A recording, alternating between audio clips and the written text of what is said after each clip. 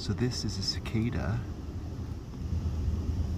and he spent most of his life, or he or she, I guess, spent most of their lives living underneath the ground and are now emerging as an adult.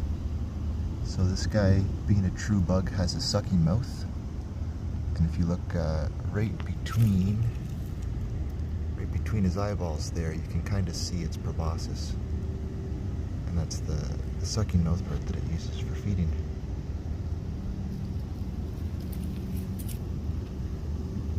Ooh. The wings have not hardened up yet. You can see they're just starting to get going. Now he's going to slowly pump his hemolymph